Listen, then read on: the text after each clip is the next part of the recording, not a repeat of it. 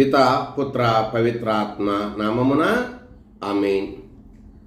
మన రక్షకుడైన యేసుక్రీస్తు నామమున మీ అందరికీ శుభములు. క్రీస్తు స్వరం వీక్షకులకు స్వాగతం. యేసు ప్రభు మిమ్ములను మీ కుటుంబాలను చల్లగా దీవించునుగాక. ప్రియ సహోదరి, ప్రియ సహోదరుడా, ఈరోజు తల్లి శ్రీ సభ సామాన్య కాలంలోని 20వ ఆదివారాన్ని కొనియాడుచున్నది.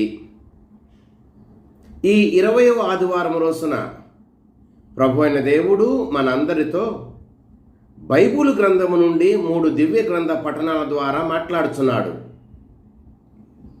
మొదటి పఠనము యెషయా గ్రంథము 56వ అధ్యాయము 1వ వచనము మరియు 6వ వచనము నుంచి 7వ వచనం వరకు. రెండవ పఠనము రోమీలకు రాసిన లేఖ 11వ అధ్యాయము 13వ వచనము నుంచి 15వ వచనం వరకు మరియు 29వ వచనము నుంచి 32వ వచనం వరకు. సువార్త పఠనము మత్తయి సువార్త 15వ అధ్యాయము 21వ వచనము నుంచి 28వ వచనం వరకు. ప్రియ సహోదరి, ప్రియ సహోదరుడా, ఈరోజు ప్రభు అనే దేవుడు మనందరికీ ఇస్తున్న సందేశము ఇది: ఎట్టి పరిస్థితులలోనూ దేవుణ్ణి నీవు విడిచిపెట్టకు. ఈరోజు మనం వింటూ ఉన్నటువంటి సువార్త పట్టణంలో యేసుక్రీస్తు ప్రభు కననీయ స్త్రీతో మత్తయి సువార్త 15వ అధ్యాయము 28వ వచనములో, అమ్మా, నీ విశ్వాసము గొప్పది, నీ కోరిక నెరవేరునుగాక అని యేసు ప్రభు చెప్పినటువంటి ఈ మాట చాలా గొప్ప మాట. యేసు ప్రభు చెప్పినటువంటి ఈ మాట చాలా ఆశ్చర్యాన్ని కలిగించేటువంటి మాట. ఈ ఆదివారం రోజున యేసు ప్రభు నీతో కూడా అలా చెప్పగలగాలి, నీ కుటుంబంతో కూడా అలా చెప్పగలగాలి. యేసు ప్రభు నీతో, నాతో, మన కుటుంబాలతో నీ విశ్వాసము లేదా మీ విశ్వాసము గొప్పది అని చెప్పగలిగేటువంటి జీవితం, విశ్వాసం మనలో ఉందా అన్న ప్రశ్న ఈరోజు మనం వేసుకోవాలి. యేసుక్రీస్తు ప్రభువు చాలాసార్లు తన శిష్యులను అల్ప విశ్వాసులారా అని సంబోధించాడు. మత్తయి సువార్త 8వ అధ్యాయము 26వ వచనములో, మత్తయి సువార్త 14వ అధ్యాయము 31వ వచనములో, మత్తయి సువార్త 16వ అధ్యాయము 8వ వచనములో యేసు ప్రభు తన శిష్యులను ఉద్దేశించి అల్ప విశ్వాసులారా అని సంబోధించాడు. కానీ ఈనాటి సువార్త పట్టణంలో కననీయ స్త్రీని చూచి,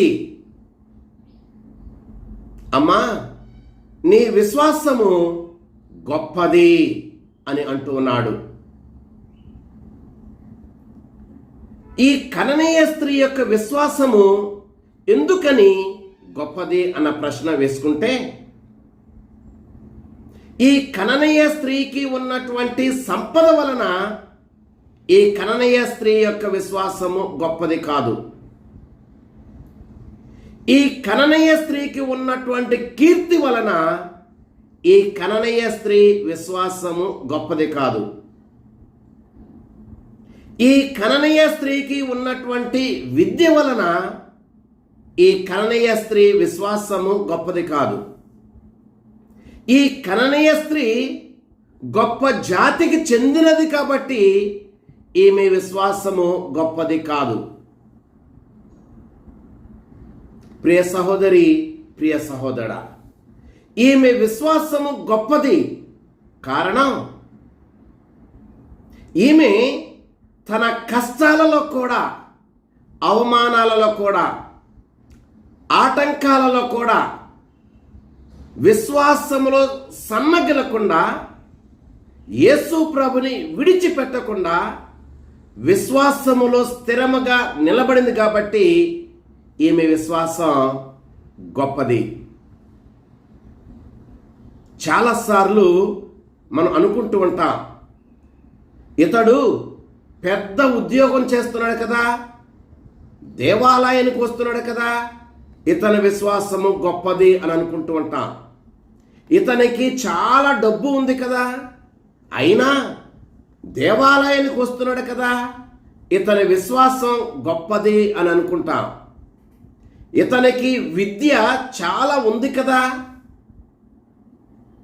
అయినా దేవాలయానికి వస్తున్నాడు కదా, ఇతని విశ్వాసం గొప్పది అని అనుకుంటూ ఉంటాం. ఇతనికి కీర్తి బాగా ఉంది కదా, అయినా దేవాలయానికి వస్తున్నాడు కదా, ఇతని విశ్వాసం గొప్పది అని అనుకుంటూ ఉంటాం.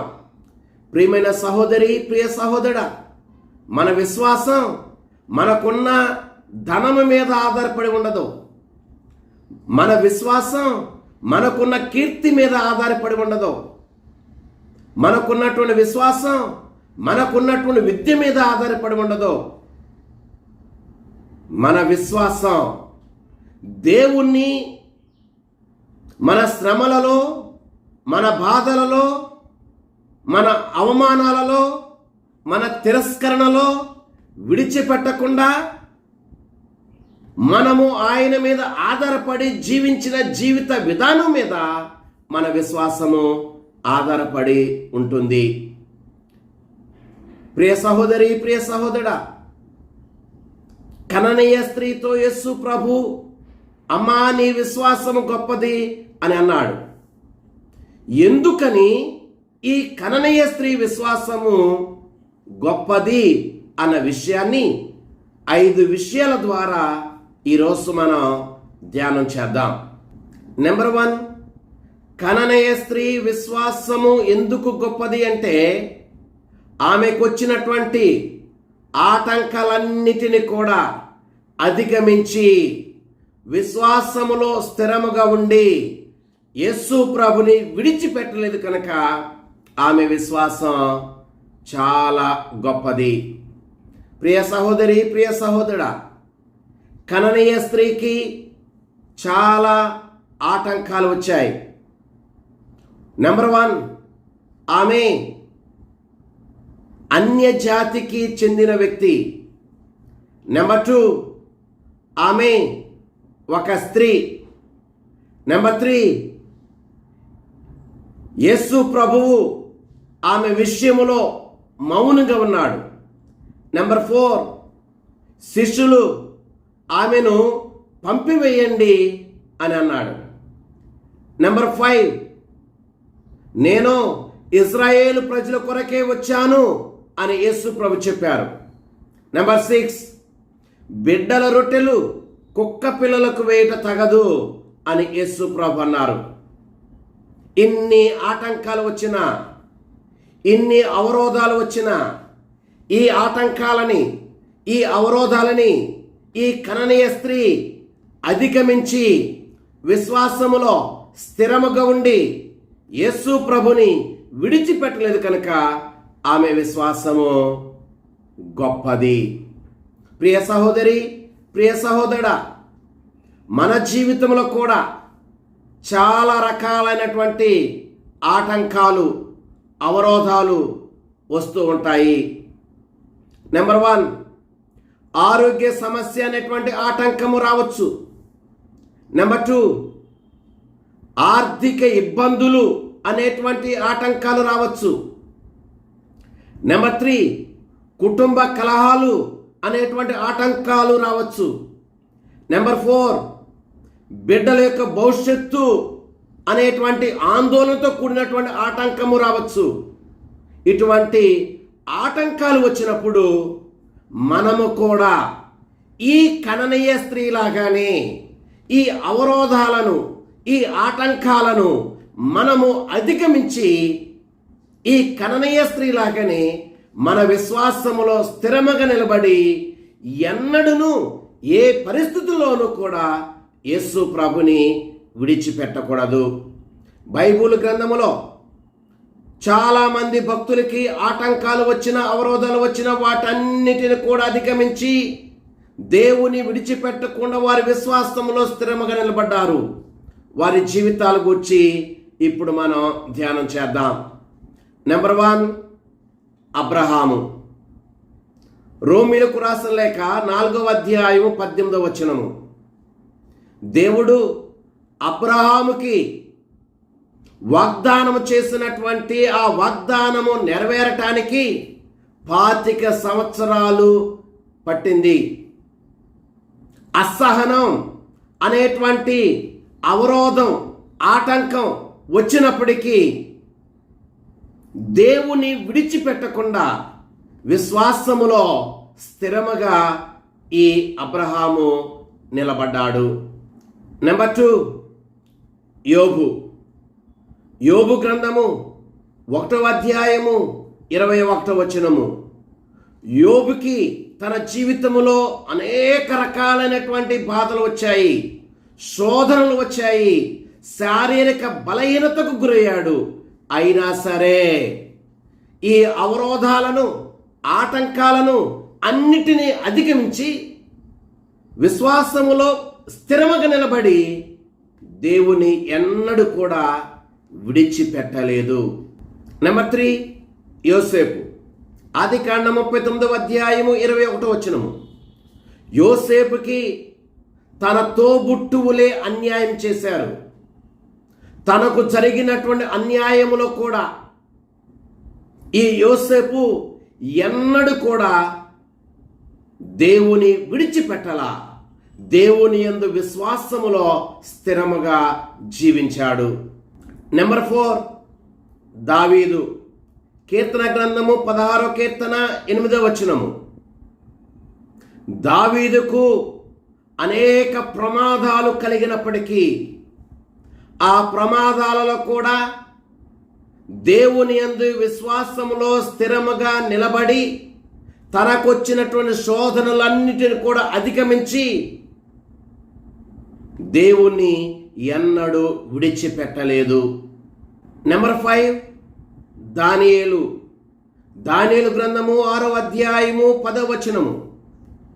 దానియేలుకి మరణ భయము అనేటువంటి ఆటంకము కలిగినను తన విశ్వాసములో సన్నగిలకుండా స్థిరముగా నిలబడి దేవుని ఎన్నడూ కూడా విడిచిపెట్టలేదు.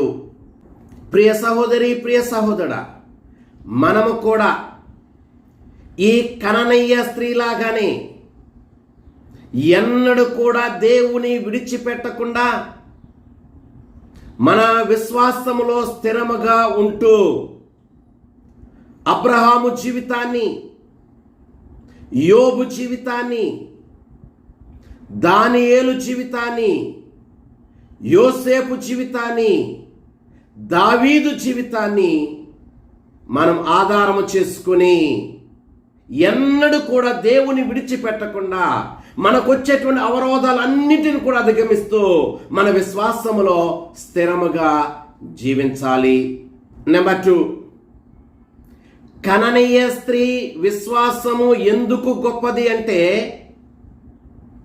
ఆమెకు వచ్చినటువంటి సమస్యను సమస్యగా చూడకుండా తన సమస్య కంటే యేసుక్రీస్తు ప్రభువు గొప్పవాడిగా భావించి నమ్మి యేసుక్రీస్తు ప్రభునందు విశ్వాసములో సన్నగిలకుండా ఆయనను విడిచిపెట్టలేదు. అందుకని సమస్యలో కూడా ఈ కననీయ స్త్రీ యేసు ప్రభుని విడిచిపెట్టలేదు కనుక, విశ్వాసములో స్థిరముగా ఉంది కనుక ఆమె విశ్వాసము గొప్పది. ప్రియ సహోదరి, ప్రియ సహోదరా, కననీయ స్త్రీకి సమస్య వచ్చింది. తన కుమార్తె మిక్కిలిగా బాధపడుతున్నది. ఆ సమస్యను కేవలము సమస్యగానే చూడలేదు. ఆ సమస్య వద్దే ఈ కననీయ స్త్రీ ఆగిపోలేదు.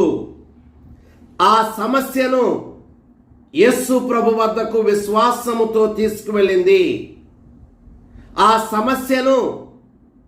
సమస్యతో బాధపడుతున్నటువంటి కుమార్తెను యేసు ప్రభు దగ్గరికి తీసుకువెళ్ళి, కుమార్తెకు వచ్చినటువంటి సమస్య కంటే ఆ సమస్యను పరిష్కరించే యేసు ప్రభుని గొప్పవాడిగా నమ్మింది. ప్రియ సహోదరి, ప్రియ సహోదరుడా, ఈ కననీయ స్త్రీకి సమస్య వచ్చినట్లే మనకు కూడా సమస్యలు వస్తూ ఉంటాయి. మనకు వస్తున్నటువంటి మన సమస్యను పరిష్కరించేటువంటి దేవుని కంటే ఎక్కువగా చూస్తున్నామా, లేక మనకు వచ్చినటువంటి సమస్య కంటే సమస్యను పరిష్కరించేటువంటి దేవుణ్ణి ఎక్కువగా నమ్ముతున్నామా అన్న ప్రశ్న వేసుకోవాలి.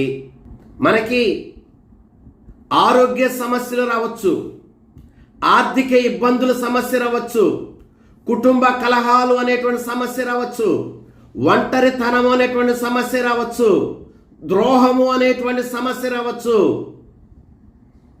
ఈ సమస్యలన్నిటినీ మనము యేసు ప్రభు దగ్గరికి తీసుకువచ్చి యేసు ప్రభుని సమస్య కంటే గొప్పవానిగా మనం నమ్మాలి. ఈ విషయాన్ని చిన్న దృష్టాంతము ద్వారా మనం తెలుసుకుందాం. ఒకసారి ఓ బాలుడు తన తండ్రితో చీకటిలో నడుస్తూ ఉన్నాడు. చీకటిని చూచి ఆ బాలుడు భయపడ్డాడు, ఏడుస్తూ ఉన్నాడు. భయపడి ఏడుస్తూ ఉన్నటువంటి కుమారునితో తండ్రి ఇలా అన్నాడు, కుమారా, నా చేయి పట్టుకో అని. వెంటనే భయపడి ఏడుస్తున్నటువంటి కుమారుడు తండ్రి చేయి పట్టుకున్నాడు. వెంటనే పరిస్థితి మారిపోయింది. చీకటి పోలా, కానీ తనలో ఉన్నటువంటి భయం పోయింది, ఏడ్పు పోయింది. ధైర్యంగా తండ్రితో పాటు నడిచాడు. మనము కూడా మన దేవుడు మనకున్నటువంటి సమస్య కంటే గొప్పవాడు అని చెప్పి మనం నమ్మినప్పుడు మన సమస్య మన నుండి తొలగిపోతుంది. మన దేవుడు మన సమస్యకు పరిష్కారాన్ని ఇస్తాడు. నెంబర్ 3, కననీయ స్త్రీ విశ్వాసము గొప్పది. ఎందుకంటే తన ప్రార్థనకు ప్రత్యుత్తరము ఆలస్యమైన కననీయ స్త్రీ ప్రార్థించటం మాత్రము ఆపలేదు, విశ్వాసంలో సన్నగిల్లలేదు, యేసు ప్రభుని విడిచిపెట్టలేదు. అందుకని కననీయ స్త్రీ విశ్వాసము గొప్పది. ప్రియ సహోదరి, ప్రియ సహోదరుడా, కననీయ స్త్రీ నన్ను కనికరించుము అని ప్రాధేయపడింది. నా కుమార్తె మిక్కిలి బాధపడుచుంది అని బాధపడింది, ప్రాధేయపడింది. కానీ యేసుక్రీస్తు ప్రభు ఒక్క మాట కూడా మాట్లాడలేదు. ఈ తరుణంలోనే శిష్యులు అంటున్నారు, ఆమె మన వెంటపడి అరుస్తూ ఉంది, ఆమెను పంపివేయండి అని. అయినా ఒక్క మాట కూడా మాట్లాడలేదు. ఆ నిశ్శబ్ద సమయములో, ఆ ప్రత్యుత్తరం వచ్చే సమయములో ఆలస్యమైన కననీయ స్త్రీ పదే పదే ప్రార్థన చేయటం మానలేదు. ప్రియ సహోదరి, ప్రియ సహోదరుడా, మనము కూడా కననీయ స్త్రీలాగా మనకు మంచి ఆరోగ్యం కలగాలని ప్రార్థన చేస్తాం. కొన్నిసార్లు ఆ ప్రార్థనకు ప్రత్యుత్తరం ఆలస్యమవుతుంది.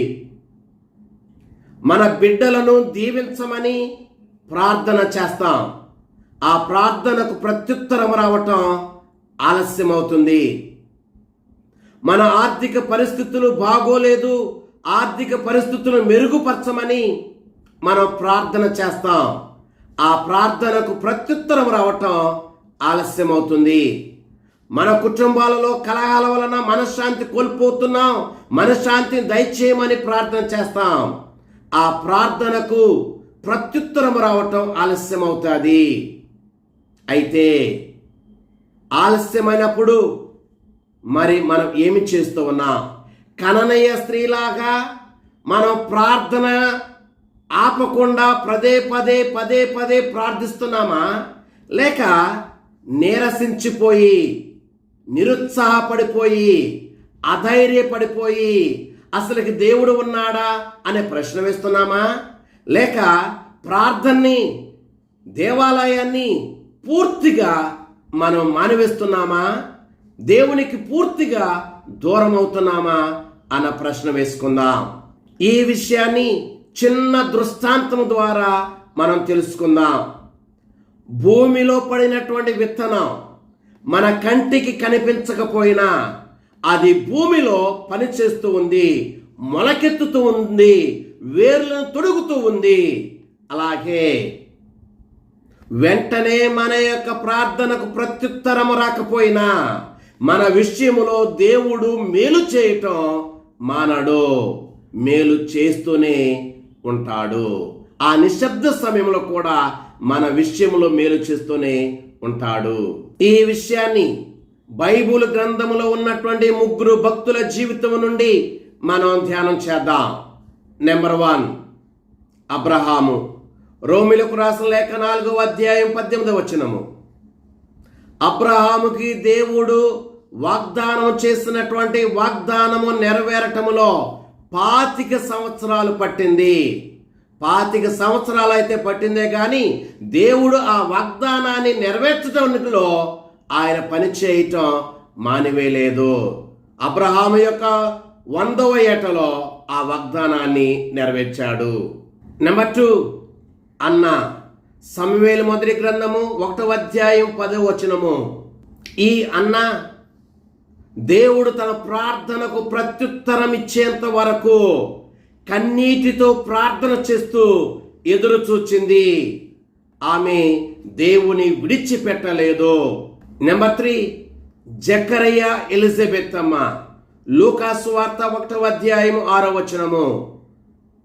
జకరియా ఎలిజబెత్ అమ్మలు దేవుని సన్నిధిలో సేవ చేసుకుంటూ వారి యొక్క ప్రార్థనకు ప్రత్యుత్తరం దేవుని నుండి వచ్చేంత వరకు దేవుని సన్నిధిలోనే వారి సేవను కొనసాగించారు.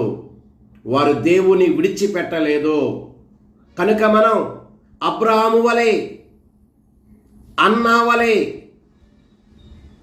జకరియా ఎలిజబెత్తముల వలె మనము ప్రార్థన చేయటం మానివేయక, ఎన్నడూ కూడా దేవుని విడిచిపెట్టక, విశ్వాసములో స్థిరముగా నిలబడుతూ మన ప్రార్థనకు ప్రత్యుత్తరం వచ్చేంత వరకు దేవుని అంటు పెట్టుకుని విశ్వాసములో ముందుకు సాగాలి. నెంబర్ 4 కననీయ స్త్రీ విశ్వాసము గొప్పది.